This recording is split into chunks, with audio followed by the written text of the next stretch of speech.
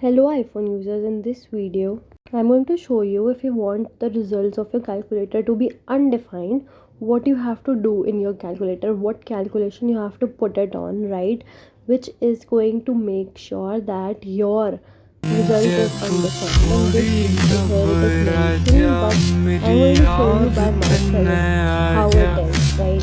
If you have ever done it, do comment and let us know if you know any other way where the result will be undefined. So we will turn on our calculator and we will start doing some calculations. So you will write 100 plus 100, and then you will subtract it by 100, and now you will have to divide it by 0, right? When you will tap on is equal to, the answer will be undefined, means there will be no answer to it, right? That's how I do it. See you next calculator video. Ta-da.